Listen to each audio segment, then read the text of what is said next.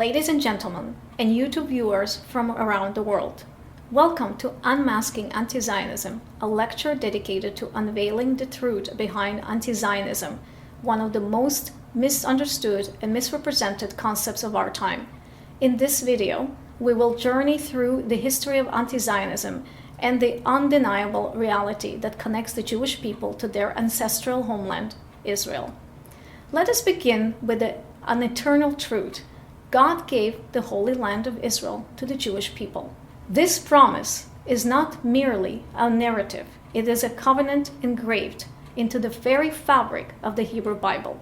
In Genesis 17, verse 8, God declares, "I will give to you and to your descendants after you the land of your sojourning, all the land of Canaan, as an everlasting possession." This divine promise is reaffirmed repeatedly, appearing over 150 times in the Bible and echoing through the voices of prophets like Jeremiah, Isaiah, and Ezekiel, whose prophecies we witness unfolding even today. The term Zion in the original Hebrew language, or Zion as pronounced in English, it is itself a testament to this unbroken connection. Originally, Zion referred to the stronghold of Zion, the ancient fortress captured by King David, which became the heart of Jerusalem. Zion as the city of David, the birthplace of Jewish sovereignty. Zion as the Temple Mount, the sacred center of divine worship. Zion as Jerusalem, the eternal capital of the Jewish people. Zion as the land of Israel, the homeland promised by God. Zion as the spiritual ideal, representing hope, resilience, and divine connection. Zion in Jewish worship and identity, mentioned over 40 times in daily prayers, reflecting the perpetual yearning of Jews across generations to return to their homeland. But Zion did not remain confined to the past. In the modern era, Zionism emerged as a liberation movement for the self-determination of the Jewish people in their ancestral homeland, Israel. Zionism is not a new invention. It is the continuation of a 3,768-year-old story, the physical and the spiritual realization of the Jewish people's ancient bond with their land. The fulfillment of biblical prophecies is not theoretical, it is visible. The words of Jeremiah, who spoke of the return to Zion. Isaiah, who envisioned Jerusalem as a light unto the nations. Ezekiel, who foresaw the rebirth of Israel, are no longer distant hopes. They are realities in the thriving cities of Israel today, in the Hebrew language spoken once more, and in the gathering of exiles from the four corners of the earth. Anti-Zionists try to deny the Jewish legitimacy as a people, culture, religion, and state.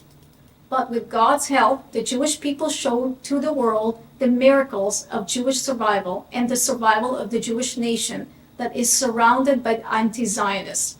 What is remarkable is that Jews from across the diaspora have maintained a shared cultural and religious identity for over 2,000 years. Despite being scattered across the globe, Jews have consistently recited the same prayers and followed the same Jewish laws, including the Talmud, Halacha, and many others. They have also read the same Jewish Bible, Tanakh, which Christians call the Old Testament.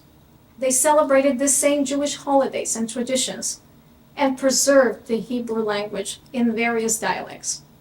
This enduring connection is a testament to the miraculous preservation of Jewish religion, nationality, and culture, reaffirming their indigenous ties to the land of Israel.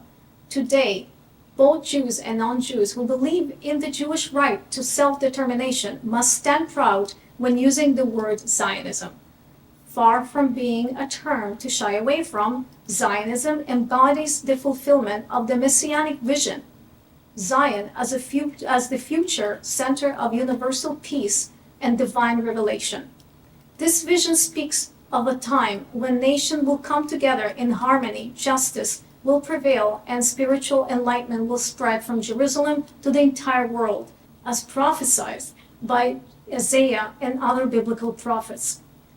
The Jewish claim to the land of Israel is undeniable and rooted in religious truth, God's eternal covenant, political legitimacy through legal purchases and international recognition, including the United Nations resolution supporting the establishment of the State of Israel, historical reality, defending and securing the land through resilience and victory against existential threats posed by anti-Zionist wars and terrors.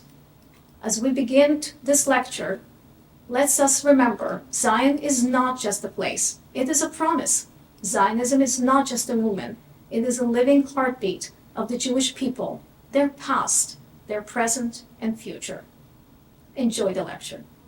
Welcome to Unmasking Anti-Zionist Tactics. This event is organized by Protect Integrity and Education for All, PI for All, exposes harmful materials through research and development, and promoting merit, excellence, and intelligence for all people.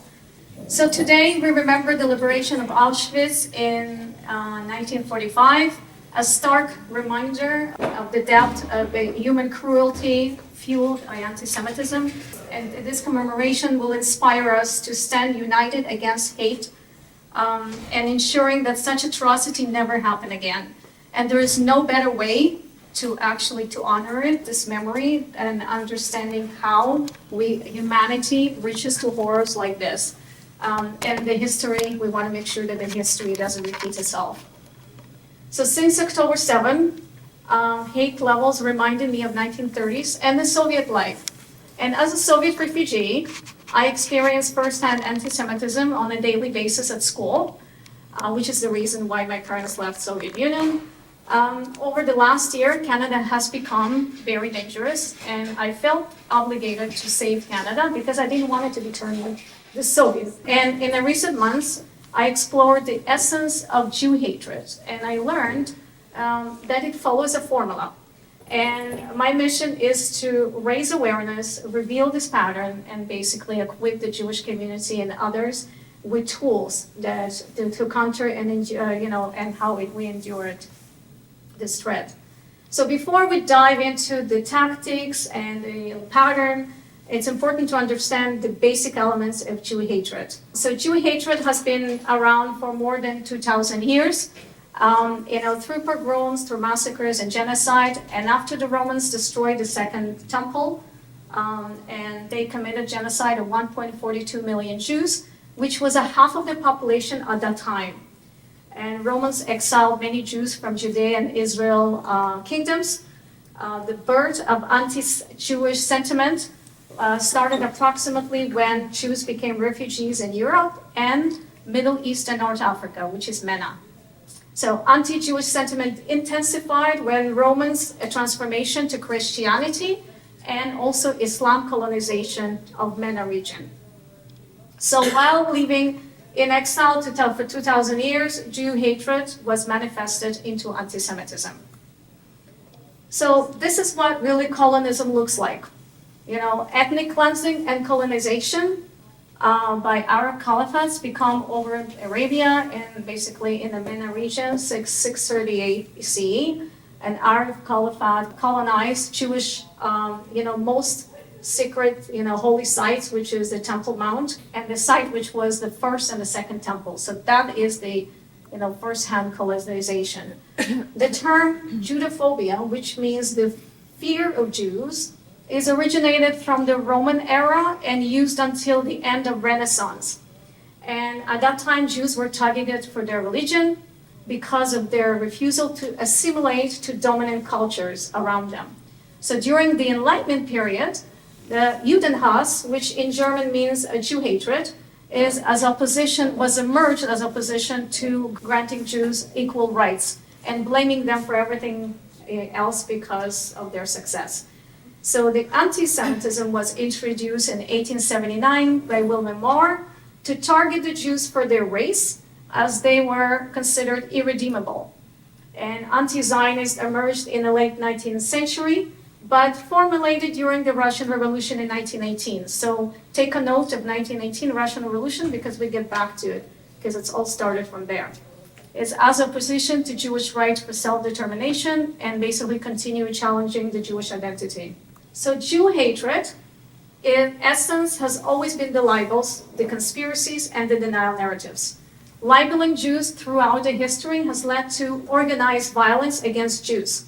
Anti-Semitic libels latch on whatever the dominant ideologies are trending at the time to amplify their reach. They serve as a tool to justify the humanization, the legitimization, demonization, and the double standards against the individual Jew and the Jewish nation. The cycle of anti-Semitism has 4 steps. In its first step, anti-Semitic hate operates through systemic spreading of libels and conspiracies. The common libels, as you can see, the typical in the last 2,000 years were the blood libels, as you all heard of, the deicide, well poisoning, disease spreading, and accusing Jews of economic conspiracies and usury. Libels are accusation of cruelty, and conspiracies are accusation of control and power. So libels are used to justify exclusion, stigmatizations, and eventually violence, to create an environment where Jew hatred becomes normalized and Jews are perceived as wicked and inhuman. The perception justifies the isolation of Jews and basically annualization, and eventually taking it to the next step. So examples of exclusions are dhimmi status, which is the subordinate status in the Muslim countries, which would be the segregation, the repression, and the humiliation. Social, academic, economic, and professional exclusions as well. Those are exclusion from opportunities. So you see this is the first step, and this is basically the second step. The exclusions are both in the Muslim countries and also in Europe, all over Europe. So once with Jews being excluded and dehumanized, the cycle escalates to step number 3, which is acts of the violence and terror against the Jews throughout various stages. It will never go into the genocide right away. It will always start with the harassment, boycotts, vandalism goes into lynching, pogroms, and then escalate very slowly, massacres, and then goes into genocide.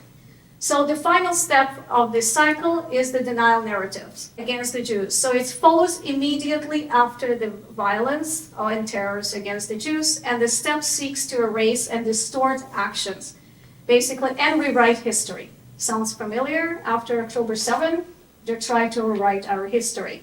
That did not happen. That's not the first time it happens. So the typical denial narratives that you can see would be the denial of violence and oppression against the Jews across Europe, MENA, and the British Mandate Palestine.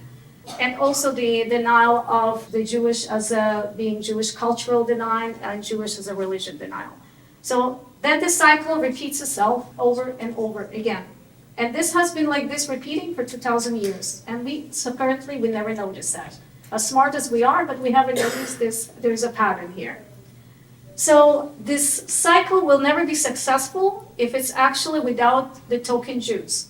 So the token Jews play a very important role in this cycle. For those of you who don't know who the token Jews are, the token Jews are the minority of Jews from a Jewish community. It's not even the Jewish community. They use their Judaism as a token to spread the violence, to justify, the violence, to spread the libels, the conspiracies, and denial narratives. Unfortunately, the token Jews throughout the history have always been there, and the spread of the libels and conspiracy to justify the violence and spread the narratives. They always have been there. That's unfortunate, but for 2,000 years, they've always been there. So Nazi reused 2,000 years old cycle of anti-Semitism and adapted it to spread Jew hatred and expedite Europe into violence against the Jews. The tactics were exactly the same, but the Nazis adapted it to their ideologies, adding new layers of propaganda for libels and conspiracies against the Jews. Nazis were very sophisticated and efficient in implementing this cycle. So typical libels, as you can see there, that the Nazi adapted specifically for their needs. Once the libels and conspiracies were normalized, the Nazi moved on to the next cycle to exclude and stigmatize the Jews and justify their violence against them.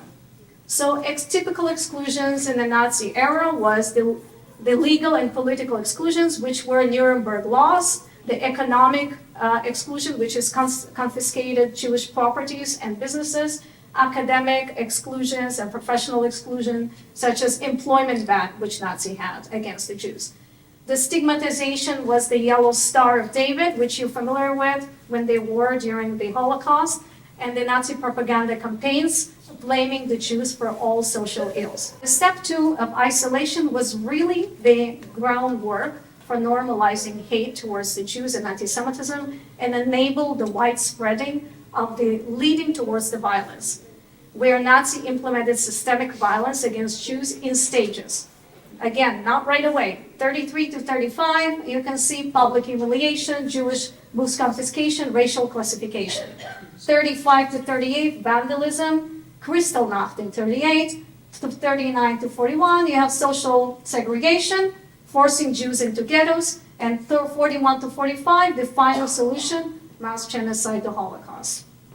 Sadly, by the way, before World War II ended, the anti-Semites constructed already the Nazi denial narratives to erase their crimes and shift the blame. And again, the common denial were the denial of Nazi oppression, the Holocaust denials, if you're familiar, the violence denials during the Holocaust. All the denials, the narratives attempt to delegitimize the Jewish suffering and rewrite the history. And we were actually facing this throughout our history, and we overcome this. Sadly, there were token Jews during the Nazi era that helped promote the Jew hatred and violence. And most of you familiar with the token Jews like kapos, those during the Nazi era. And so moving on to the next cycle, the Jewish community across MENA countries have faced the same persecutions as the European Jews in the early 20th century. To understand MENA exodus better, this is an example of Farhud massacre of Jews occurred in 1941 during Shavuot holiday in Baghdad, Iraq, and it's actually led to exodus ending in 2600 old Jewish community, which was from Babylon in Iraq. Common libels and conspiracies in the MENA countries were influenced by the Arab nationalists and Nazi propaganda. The Nazis and the Arab formed the Axis. The Nazis provided the Arab world with the anti-Jewish propaganda materials on a regular basis. This played a crucial role in propagating into the Jew hatred across MENA. Once libels and conspiracies gained traction, the Arab nationalist movement implemented systemic execution and stigmatization against Jews, mirroring the same tactics as were in Nazi Germany as well.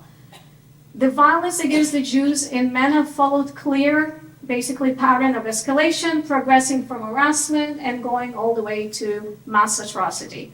The violence across MENA occurred approximately at the same time as the Nazi Europe because MENA was influenced by the Nazis and was actively worked together with the Arab nationalists to marginalize the Jewish communities in MENA. Following the violence and terrors, denial narratives, of course, emerged to erase the history, the Jewish suffering, the Arab oppression, and the atrocity against Jews. The common denial are the denial of Muslim oppression, basically, and the violence, the blaming the victims, and the denial of MENA exodus, and many other denial. Again, I'm only summarizing everything you see here is a very high-level summary because the list is a lot longer than what it is. And of course, we always had the token Jews, unfortunately. Anti-Zionism slowly emerged in the late 19th century, but anti-Semitism expanded into anti-Zionism in 1918. So the anti-Zionism cycle of violence has followed similar tactics. Just changing the libels and conspiracies. Example of libels and conspiracies, as you're all familiar with, colonizer, apartheid, genocide, racism, blaming Israel for ethnic cleansing, blaming Israel and accusing Israel for behind 9/11, harvesting organs, or creator of COVID-19. Anti-Zionists use exclusion and stigmatization as well against Israel. And those are the ones that you're familiar with, is the denial, basically the ones with the boycott, with the economic, the athletic exclusions, as we see the BDS, which is a boycott, and other economic exclusions and academic exclusion that you can see. The anti-Zionist violence against the Jews in Israeli started in the British Palestine Mandate, then continued in MENA and as well in Israel. Anti-Zionists use denial narratives to spread their hate and violence, and a good example would be the denial of Arab massacring Jews in a British Mandate, Palestine, the MENA Exodus, denial of the anti-Zionist oppression of violence, such as terror, rapes, denial of Israel's right to exist, and Jewish indigeneity, and many, many others. The list really goes on.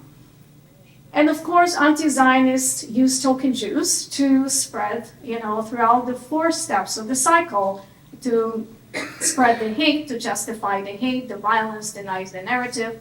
Example of token Jews, Yevsetskaya, which is a Soviet token Jew, the first anti-Zionist token Jewish organization in the world. So other more recent that you're familiar with are Jewish Voices for Peace, the Neturei Karta, the Independent Jewish Voices, and many others. The list is very long, unfortunately. So nowadays, the hate and violence being spread rapidly and in a new world through social media. It goes a lot faster than actually the other propaganda. So giving you an example that even before October 7, in 2023, in April 2023, gnome hunting game served as a Jew hunting on TikTok, spreading hate and reaching 1.7 million views. And when it was actually linked to Shazawave, it's reached 1 billion views. So it's no surprise that on October 7 and beyond, there was an overall 86% increase in anti-Semitic content. So libels and conspiracies and denial narrative really do incite violence. As you can see, before October 7, Jews were depicted as enemies and belonging to satanic cult. And after October 7, there were calls for violence against Jews surged with top trending hashtags like Al-Aqsa Storm and Al-Aqsa Flood and other hashtags as well. So you see before October 7 and after October 7. So type of Jew hatred. Judenhass, as you're familiar with in German, consists of 2 hate groups. One is anti-Semitism. It comes from the right wing, and this is white supremacy. And the other one is anti-Zionism, which comes from progressive left, which is actually the woke and Islamist alliance. So that's from the left. Each of these hate groups focus on different libels, conspiracies, and narratives. Anti-Semites deny our legitimate right as a Jewish people, for both culturally and religiously. Anti-Semites demonize Jews to be wicked. Anti-Zionism deny our indigeneity right to the land of Israel, and anti-Zionists dehumanize Jews as not being human, oppressors, and being colonial. That's the differences between them. In this time series analysis, anti-Zionist and anti-Semitic terms were performed prior to July 2023 to determine under what circumstances the anti-Semitic and anti-Zionist libels and conspiracies spike. So basically, anti-Semitic libels will result of domestic crisis and basically such as the death of George Floyd, the COVID-19, January 6, BLM riots, and so on. So when Jew hatred is triggered by anti-Semitism, it later crosses over to anti-Zionism because the anti-Semites hate Jews, and Israel has 7 million Jews, and therefore they will hate 7 million Jews, and this is why it's crossing over to anti-Zionism. So anti-Semitism is transforming to anti-Zionism, in this case. Anti-Zionist libels were a result of Middle East conflict and other events in Middle East, such as Gaza-Israel conflict, West Bank events, Amnesty report on Israel apartheid, and many others. When Jew hatred is triggered by anti-Zionism, which comes from the left, it later crosses over to anti-Semitism because they hate the Jews, because they support the Jewish right for self-determination, and they support Israel's right to defend itself. So in this case, anti-Zionism hate transforms into anti-Semitic hate. So anti-Zionist rhetoric mirrors traditional anti-Semitic tropes. They look the same on paper, they actually act the same in public, but anti-Zionism is a new hate. Anti-Zionism guises itself under human rights language, and the anti-Zionists have successfully been hiding and promoting the Jew hatred because they were undetected under anti-Semitism. So why is it spread like a wildfire? So libels, denial narratives transform from social media straight into the real world violence. When people actually post anything, hate spreads and posting online, whether it's libels, conspiracies, denial narratives in social media, it's resulting and it's viral. It goes viral, influencing followers on social media, then it's leading in pro-Hamas protests in real life on the streets, and then it's causing to harassments and vandalism and shootings in our schools, in our businesses, and bombings. So this is real, and this modern day version of Jew hatred is resulting from online rhetoric into real world violence, and 71% of campus anti-Jewish incidents are actually all anti-Zionist tropes. So synagogues attack increase always following spikes in online hate. So this is a up-close example of how Jackson Hinkle tweet denying Hamas beheaded Israeli babies and calling out on US supporting Israel's lies. This went viral after it was posted in October, and as you can see, he actually started his from here, and which wasn't much, only 126,000, and then it goes and it went viral to 2.4 million and goes into 6.8 million views. So here you can see just a summary. There were a lot more denial narratives, but this is just a summary of all of the denials that went viral after it was posted. And unfortunately, this is the virality month, and this is how far it's achieved. The spread of libels, conspiracies, and denial narratives result in real-life incidents, jumping 110% in Canada overall, and 77% in Ontario from 2022 to 2023. So, which translates to 7 incidents per day. That's a lot for one day. So when using the libels and that associate evil with Jews in Israel, it normalizes hate towards them, and it then provides us to attack Jews and Israel. The association of evils and Jews is actually a tactic that has been used for thousands of years. This is not new. And basically to justify violence against the Jews by any means necessary.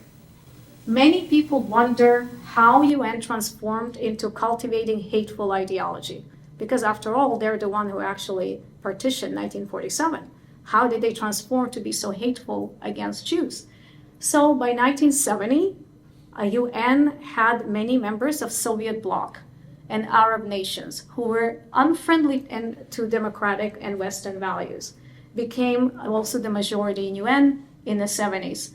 This explained why UN failed to mediate any conflict that involves Soviet Union, and basically such as Middle East, the Vietnam, the Kashmir, and many others. And basically UN increasingly favored the Soviet bloc and the Arab nations, marginalizing Israel and other countries. After Arab lost Yom Kippur War in 1973, the Soviet Union in 1975, they actually rebranded the Palestinian cause to be a social justice cause, introducing Resolution 3379, which is declaring Zionism is racism.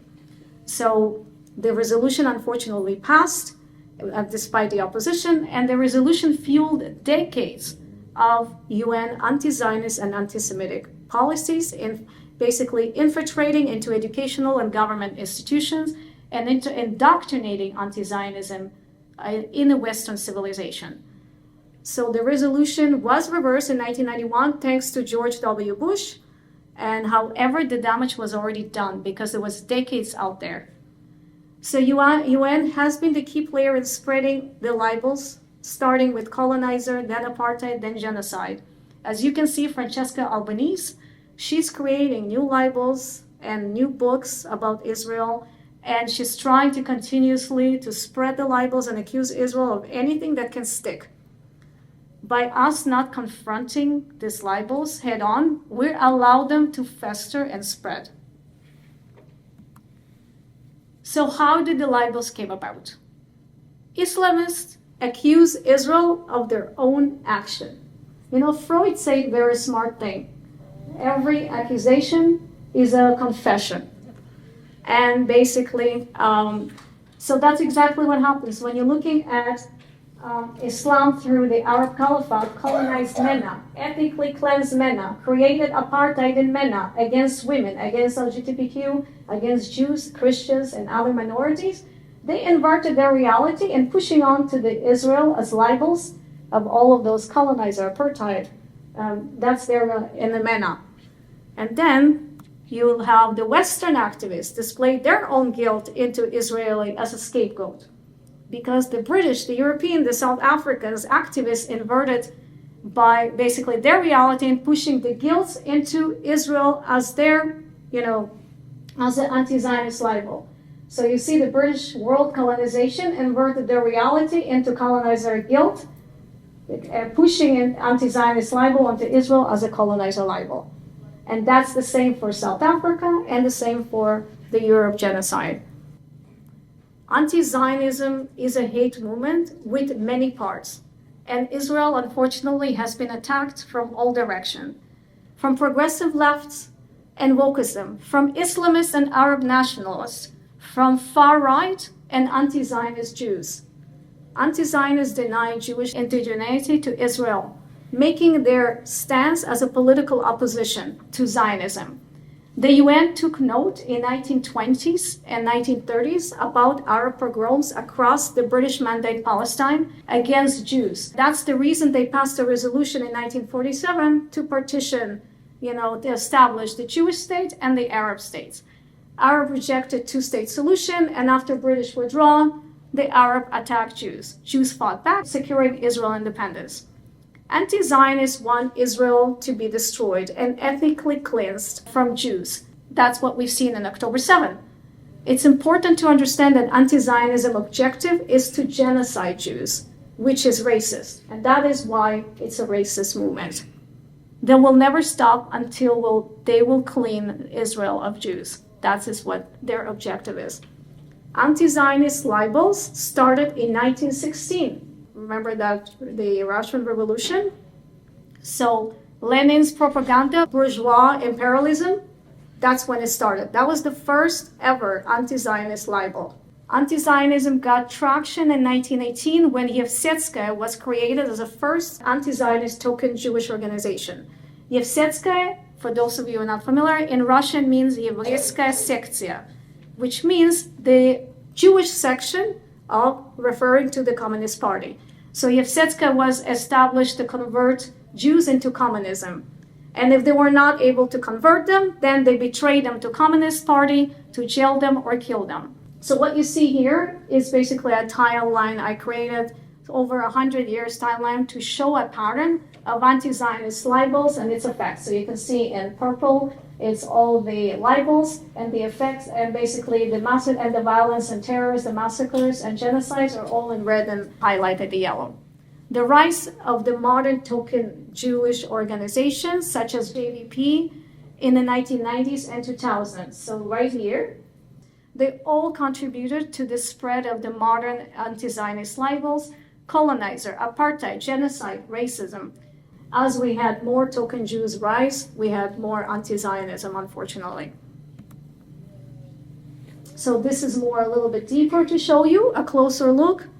Nazis were a source of both anti-Semitic and anti-Zionist libels and conspiracies in 1930s, which led to Holocaust in 1940s. The colonizer libels and many other libels were actually created by the Soviet and Arab League as well. The Soviets were actually the brain behind many of the anti-Zionist libels. So, and conspiracy theorists, by the way. So Golda Meir was a very smart woman, and she said that There will be peace when Arab would love their children more than they hate the Jews. And nothing has changed since then, by the way. When you see Islamists using churches, mosques, and school and hospital to cover up their operations and use women and children for their human shield. Normal people don't use women and children as a shield. So Islamists are part of a hate movement because hate movements don't care about their people. They don't care about innocent people. And hate movements are violent and dangerous. And hate movements are not interested in peaceful solution. So since 1947, Arabs rejected peace opportunity with two-state solution and responded always to peace talks with bloodshed violence. So if we wanted to have solutions, peaceful solutions, we would have had it by now. Hate movements are dangerous. So Soviets endangered the Russians, they endangered the Soviets, they endangered the Jews, and the rest of the world. So Nazism endangers the Germans, the Europeans, the Jews, and the rest of the world. Anti-Zionism oppresses and endangers the Palestinians and Israelis alike.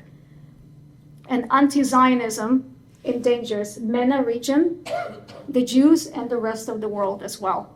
Anti-Zionist movement produced more than 100 years of war and terror. They produced the Axis, they produced BDS and APR and October 7, and the list is very long. Anti-Zionist is anti-Israel. Movement is much bigger than the Palestinian. And think where they already infiltrated.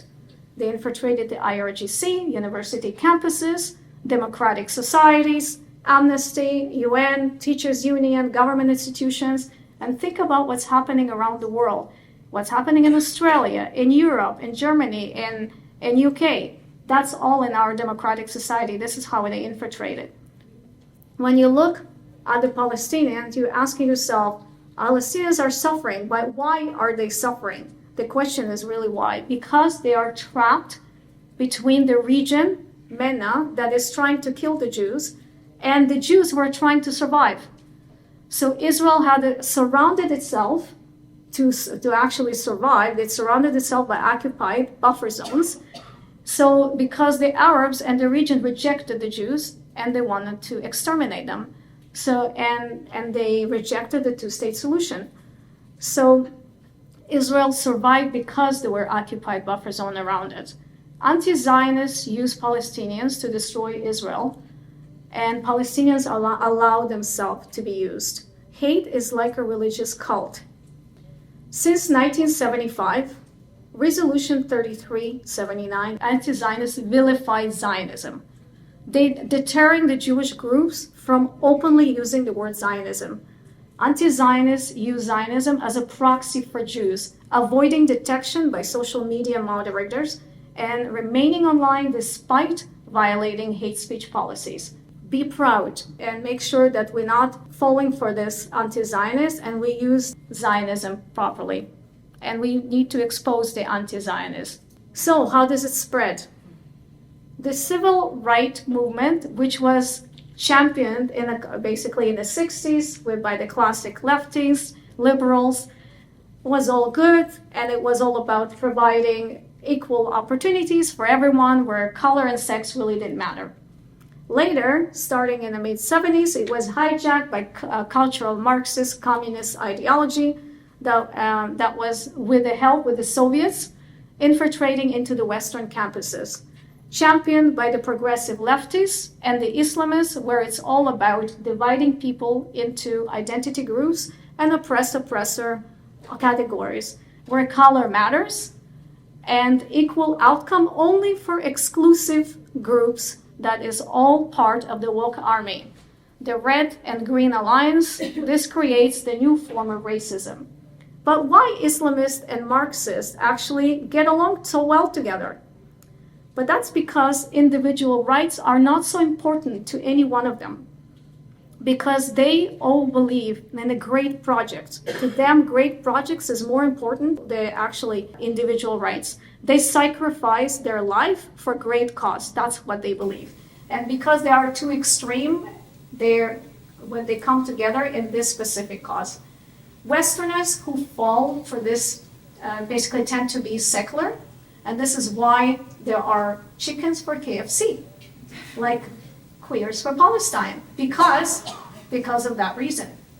Because you always wonder, how is this that it doesn't make sense? It's easy to be sucked into the hate cult.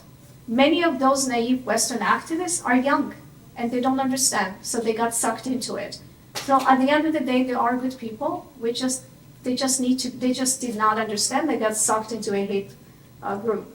So for Canada and its institution to be safe, and for those young people to be saved, we really need to divorce the wokeism from Islamism. When you divorce them, then they will stop and they'll understand that wherever they were, it was in another world. In the Western world, anti-Zionist hate has been spreading through DEI, diversity, equity, and inclusion. Islamists use DEI equity policy as a delivery mechanism, and they use the token Jews to spread cycle of violence. They infiltrate into the Western civilization and its institution. They spread libels and denial narratives. They exclude and stigmatize Jews, Hindus, Christians, and any other group that are identified as oppressors. And they basically justify violence against the Jews. That's how it spreads in our institutions. Because if you wonder why, this is how it got there. So anti-Zionist libels, ideology, and propaganda spreads into the Western world and its education system, and Canadians are extra tolerant, unfortunately. But maybe it is fortunate, it depends for what. And their tolerance was taking advantage of adopting anti-Zionist, hateful, and racist ideologies. The woke army used the Palestinian cause to get into the educational institution, and because the libels and denials have not been confronted by our Jewish organizations and our Jewish community for decades, by the way, we allowed them to spread, and they have become part of the indoctrination of the Western civilization and the Western world. So we talked so far about what it is, and so now let's get into the tools. What tools they use to actually spread this and to be more effective. So Karpen's drama triangle developed by the psychiatrist, Dr. Stefan Karpen, in 1960s. In the mid-70s, after the Soviets rebranded the Palestinians and the social justice movement, remember that? The Soviets applied the drama triangle to the Palestinian and creating as a victimhood identity. And they actually generating new roles in that drama triangle as perpetrator for the terrorist groups, as you see, the PLO, Hamas, the Hezbollah, all the oppressors. And the Soviets sold the drama triangle to the Western progressive lefties to take basically as a role, as a rescuer role, to appear as a savior and virtuous. So the progressive leftists, as a rescuer, adopted the anti-Zionist agenda and actively keeping the Palestinians in a cycle of victimization and oppression. And they never support any peaceful solution, and they never support any liberation movements. And this is how you know they're in a drama triangle, because they never support those peaceful solutions. They don't want any liberation movement. They don't want Palestinians to be liberated, and this is why they're called supreme oppressors, because these are regular oppressors, and these are go beyond those oppressors. The Palestinians' brand continued to evolve stronger as a social cause in the Western world with the progressive lefties and obviously the establishment of the token Jewish organization in the 1990s and the 2000s with JVP, with Independent Jewish Voices, and many others as well. And that's how they're actually generated even bigger. Anti-Zionists spray their message by making up anti-Zionist libel and conspiracies. They don't care if they're actually true or not. They just spray and pray. Yeah, they just make it up to get us upset. They want us to get upset. They want us to be in a defensive cycle. It's about, they want us to be in a cycle of continuously defending ourselves forever and get away from anti-Zionist agenda. It is an effective tactic to get our attention away from anti-Zionists and to get it to be trapped in us exhausting ourselves and defending ourselves forever. Anti-Zionists tell their people to just spray the message, and that's all that matters. The rest doesn't matter. And it's actually worked, because that's what we've been doing. All we've been doing is always keep defending ourselves. Anti-Zionists use 7 common tactics, which we talked about, to spread the propaganda. It's basically, most common tactics are the libels, the conspiracies, the exclusion, the denial narratives. You've all seen it. And of course, the token Jews to do it all. So they use the token Jews, the tokenization, to do all of this, basically. And that's by itself is actually racist. So we must understand the libel mechanics and disapprove it. Avoid factual debates. Facts don't matter with the opponent. We will never win the battle if we focus on facts. So most common libels anti-Zionists used as a tactics and influence in public. I just picked up those 3 because that's what you're familiar with. We're all familiar with those. This is the most common one. Colonizer, to distort historical narrative to make it seem like Jews never lived in Israel. Apartheid, to demonize Jews to make it seem like they're cruel. And genocide, to justify hatred and violence against Jews by any means necessary. And this is why you got this Amsterdam pogrom, because they justified it by any means necessary. There are different types of denial narratives that anti-Zionists have been using, and the tactics of generation to influence public, basically.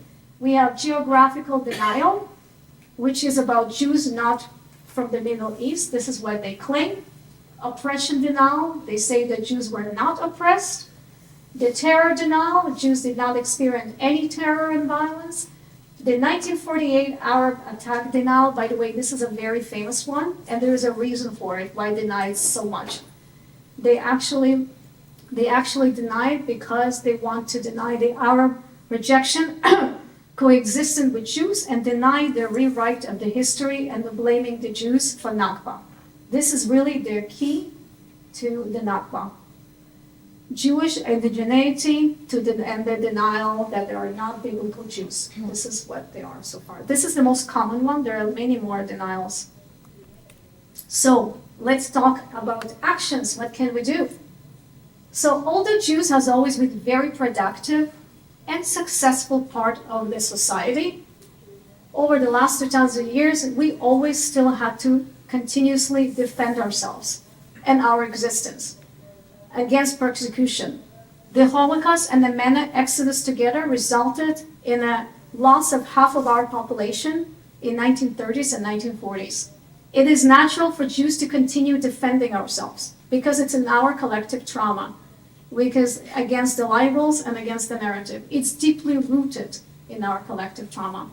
Jews are scholars and intellectuals. We do not make good activists, but to win this war, we have to learn how to be effective activists, and we have to perform effective activism.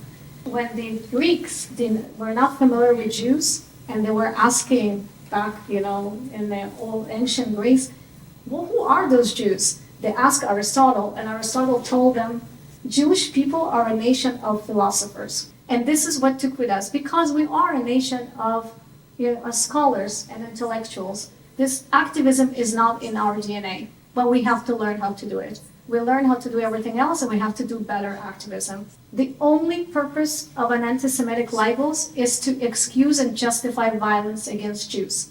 We must start calling out these anti-Jewish libels by name. Anti-Zionism is a hate movement, responsible for over 100 years of war and violence against Israelis and against Palestinians alike, spreading the most vicious anti-Zionist libels. It is how hate spreads. We must educate people about the cycle of libels and break from the cycle of libels that's been around for 2,000 years. And to break from a cycle of libels and cycle of violence, we must stop justifying Israel's right and the Jewish right to exist. Because to those who are not listening, expose how anti-Zionism works. Show the world this cycle of violence, this cycle of libels, the denial narrative, and the dangerous cycle that history has repeated again and again. reclaim the conversation and confront anti-Zionism for what it really is, the new face of old hate. To reclaim a conversation, we must name the abuse and the abuser by name and precisely and repeatedly. Naming the abuse directly is critical. What's really bothering us?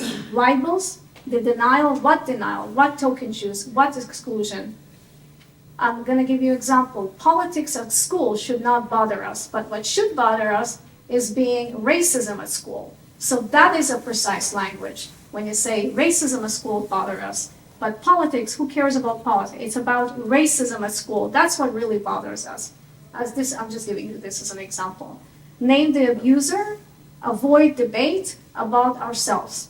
Basically, the anti-Zionist, anti-Semitic propaganda, the Hamas, the Islamist extremists, Marxism propaganda, the anti-Zionist movement, and anti-Zionism is racism and it is a hate movement.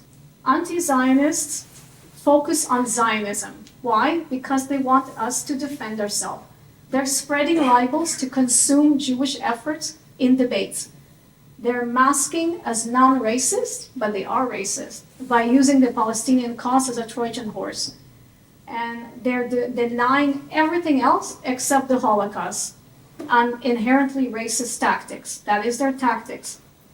To counter anti-Zionist tactics, Jews should put the anti-Zionist on a spotlight and basically identifying all libels and not just the blood libels, and without debating the validity of those libels. Avoid traps of defining anti-Zionism and defining Israel. We should not defend what is a Jew, who is Zionism, what is Zionism, and what is Israel. We all know what it is. They want us to debate about this. We should actually always put the spotlight on them. Strategically engage without reacting just to every attack. Be a good boxer. Just choose what, when, and how to hit back, and focus on all denials, not just Holocaust denial. After World War II, Jews spent a significant effort into fighting the Holocaust deniers and denial narratives of the Holocaust. After winning the battle, Jews felt good, and after so many years, it actually took a while to do that. And basically the Jewish community finally felt good and safe. They started to promote the highlight of Israel achievements, and which was a great education and a Jewish achievement. However, when anti-Semitism actually shifted into anti-Zionism, we did not adapt well. And we were not able to adapt properly. And because we stayed too long in a safe spot and safe territory, we became too comfortable.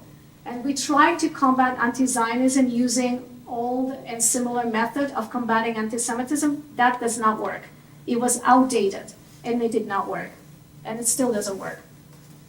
While global Jewish communities prioritized Holocaust education and highlighting Israel achievement and culture, their organizations neglected the counterattack anti-Zionist libels and educate as anti-Semitism, old history and tactics, which have systematically campaigned to erase Jewish history and spread libels. This allows anti-Zionist movements to become entrenched in academia and global institutions, and that successfully influenced organizations like Amnesty International and Human Rights Watch. And since October 7, Jews have been fighting two wars, one in Israel with anti-Zionist hostile neighbors, and another one in diaspora with anti-Zionists around us in the world. The Jews in the diaspora, especially with the new generation, must be equipped with new tools needed to face anti-Zionists in school, university, and professional life. To empower new generation, it is essential to shift from feel-good PR, hasbara, and transform to anti-Zionism active education about the history of anti-Zionism, tactics of anti-Zionism, the danger of it, and how to deal with it. Some examples of reframing. Good example of reframing in this case would be bring them home now can be transformed to let them go now and let my people go or release them now. So like the Tel Avivian ask, why focus solely on the Israeli government? Self-criticism is good, but impactful change requires really shifting the narrative and a spotlight on the real enemy, which is the anti-Zionist. So that's why we should have said, release them now, or let them go. CIJA, identifying anti-Zionism is a form of anti-Semitism, is a good start. But next step for CIJA and all other Jewish organizations and the government official to declare that anti-Zionism is a hate movement and anti-Zionism is racism. They say that anti-Zionism is a form of anti-Semitism back in May. We're still here in January 2025, and anti-Zionism is still not declared as a hate movement. It is crucial that we talk about the elephant in the room. Islamist extremists in Canada. And by the way, this is an excellent coverage of in the National Post article by Tristan Harper, highlighting Canada's anti-Zionist jihadists. Jews must shift from defending ourselves and to actually exposing the abuser and their abuse by highlighting, who the abuser is and what it is and what they've done. So Tristan Harper has done actually a wonderful job in covering this, and his article about anti-Zionism, he has many articles that's very good. This lawsuit was rejected in January 2025, which just January 6th, if you're familiar with this lawsuit. There are main reasons why this lawsuit and many others will fail if we do not talk about anti-Zionism and if we do not clearly define what it is. The judge said that we were unable to describe and define what anti-Zionism is. And we expected non-Jewish judge to actually define it for us, to speak for us? Obviously not. So we must define the anti-Zionism for ourselves. Don't expect other people to do it for you. We have to do it. This is our job. ADL admitting that new approach is needed to fight global rise of anti-Semitism. First step is to admit, which is a huge step forward, by the way, and kol hakavod to Jonathan Greenblatt, ADL CEO, admitted the failure of Jewish organization to combat rising global anti-Semitism, calling for innovative strategies and refreshing thinking. Admitting to failure and desire to move forward takes really a huge courage, and hoping that other Jewish organizations around the world will actually follow lead. So not all is lost. How to measure a success? Take control of the conversation, like a lawyer. Put anti-Zionism on trial on a regular basis. Ask questions. Expose them and their intentions. Do not defend yourself. Focus on showing society their agenda against Western and democratic values. Because we always want to be good, the Jews are always, they always think about other people. They always think about equality for all people. We're liberal this is in our DNA. The society can see it. Our facts are always correct. Don't waste your time defending ourselves because we're not guilty. We are not on trial. Just remember that. You need to focus on anti-Zionists, but the society will not see it until we point out to them that to exposing anti-Zionism. That's what's important, that we have to talk about it. Be a good lawyer and put a spotlight on anti-Zionists and their intention to destroy Western and democratic values. Israel and Canada share core values. Despite MENA region rejecting Jews over 100 years of violence and terror, Israel has been fighting for its survival, and it stands in MENA for its growing Christian population, for equal labor treatment to Hindus and other international workers, for LGBTQ and women's rights, for being startup nation for innovation. God is blessing Israel numerous times in the Bible. Bless those who bless Israel and curse those who will curse Israel. God blesses Israel, all nations through Israel. The Aristotle Foundation describes well why Canadians should not be silent on Jew hatred. The Iranian regimes back terrorism and funds North American demonstrators. The West has failed Israel since 1948, imposing unfair standards. And attacks on Israel are attacks on Jews, on Arabs, on Christians, on Baha'is, Canada, and all democratic allies worldwide. Remember that what starts with Jews never ends with Jews. They come around first for the Saturday people and then for the Sunday people. Do you remember that one of the first slides was about the Auschwitz 1945? And you see the numbers. There were Jews there, there were Poland there, and there were all the other people there. Yes, Jews were a big part of it, but there were all other people as well who suffered in World War II.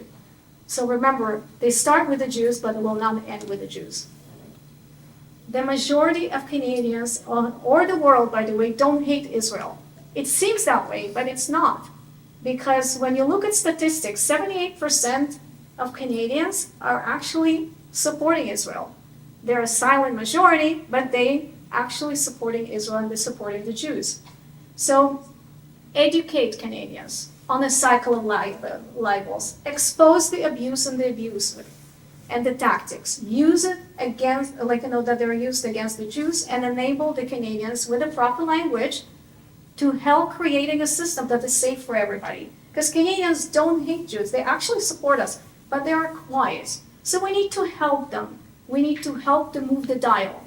And we need to be more active about that. And the only way to do it is when we talk about the anti-Zionism, the elephant in the room. Accepting anti-Zionism as a hate movement will take time, and it will go through its various stages. First, the community has to recognize that anti-Zionism is a racism.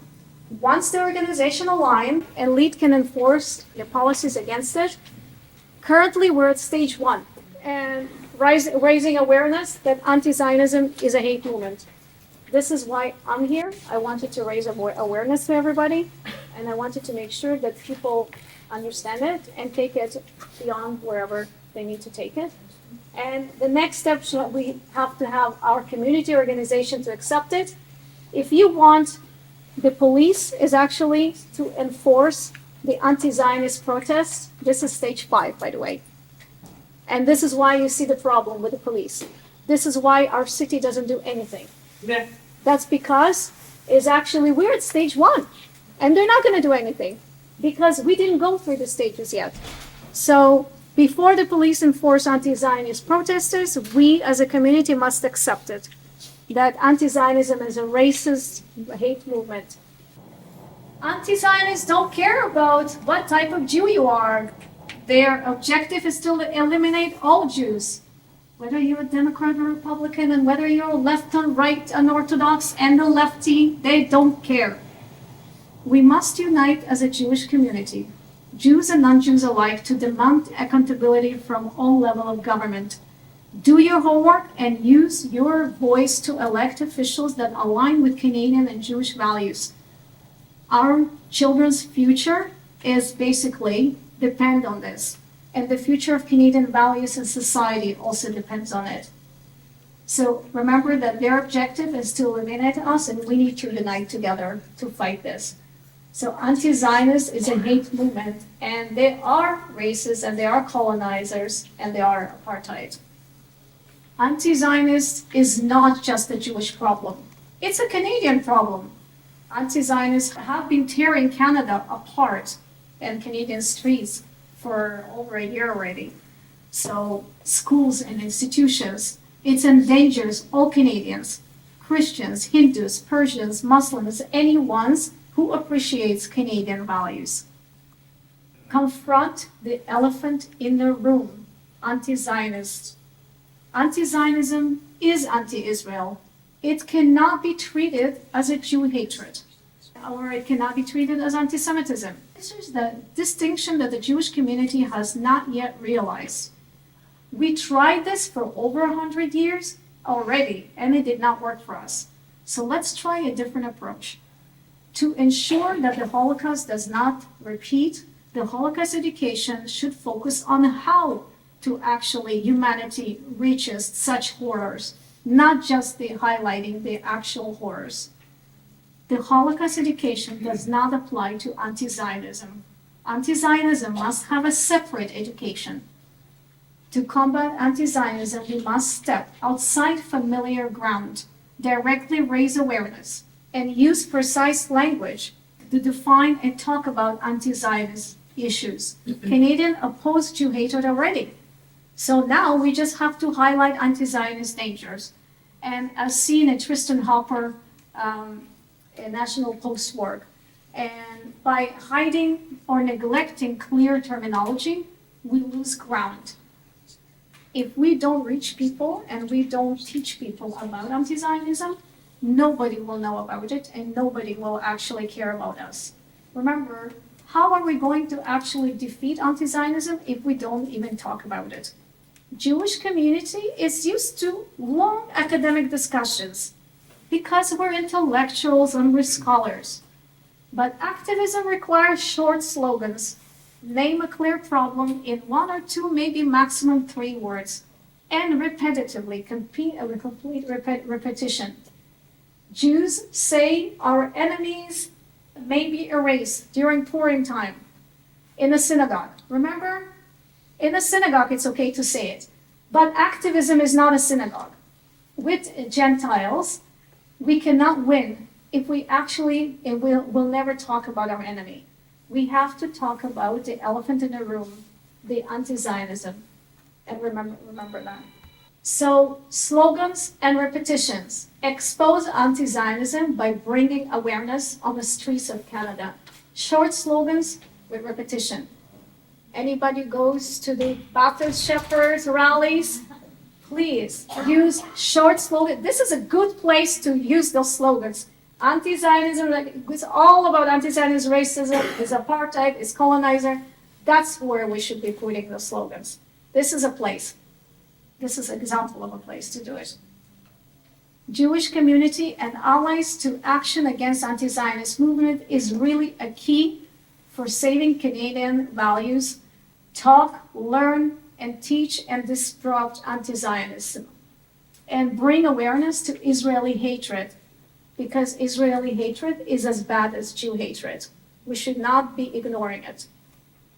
And use proper language. Zionism, use more proudly. We should be proud to be Zionist. And anti-Zionism is not a political movement. It's a hate movement, and it's spelled without a hyphen. Yes, anti-Zionism already includes in the IRA definition, but it is not digestible for the average person. Are you going to go to the judge that actually just, say that that you're going to tell them, well, it's an IRA definition? The judge is not going to care that it's an IRA definition. If the judge is not familiar with what it is, and if we didn't talk about it, then awareness is not there.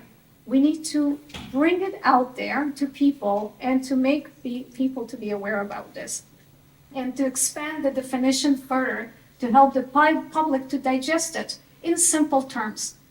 It is important to take the next step and declare it, that anti-Zionism is not a form of political movement, and it's a hate movement that's been actually successfully kept under the radar of anti-Semitism. And it is dangerous, and it is a form of racism, and it's a new form of hatred against Jews. And anti-Zionism includes libels and justify violence and implement terrors and denial narratives and use exactly the same tactics with a different context, basically, as anti-Semitism. To reclaim anti-Zionism and harmonize it with anti-Semitism, it is crucial that anti-Zionism is spelled without a hyphen. It is to keep it up with the young Zionist trend and to reclaim Zionism word as a positive word and anti-Zionism word as a hate movement. And it's important that, because this is not the first time, by the way, that we're reclaiming the word. Anti-Semitism was spelled with a hyphen before, and we had to reclaim it. So it's the hyphen is removed. Just remember, you remove the hyphen when you spell anti-Zionism. To summarize, I wanted to share with you this important message, which I learned from Laura Lior. I hope I get it right. Israel emblems in 1949 was inspired by this Zechariah prophecy with 2 olive tree branches, which are the branches representing the Joshua the priest and Zerubbabel the king, supplying light continuously into the nations. So the prophet Zechariah saw this in his vision and the dream, a gold menorah with a bowl with oil and fed continuously by 2 olive trees through golden pipes on their both sides. This is the one which is, this is the one that by Zechariah, and this is the Israeli one. So the continuous light to the nation is basically representing, the dream represents Israel as a continuous light to the nation, and also symbolizes rebuilding of the Beit HaMikdash, which is the temple. It's also continuous light from Jacob, Israel name, 12 tribes of Israel, King David, United Kingdom of Israel, King Solomon, who built the Beit HaMikdash, Joshua the priest, King Zerubbabel, who built the second Beit HaMikdash, and leading to the state of Israel, that representing both religious and statehood. So with Hashem's miracle uniting the Jewish people around the world, all corners of earth, bringing them to the land of Israel, it was prophesied by Jeremiah, Isaiah, and Yechezkel. So Jeremiah said that once Jews will return to Israel, they will grow, multiply, and thrive and prosper with help of Hashem. So we are here today, and this is what's prophesied already by Jeremiah. That's all for today.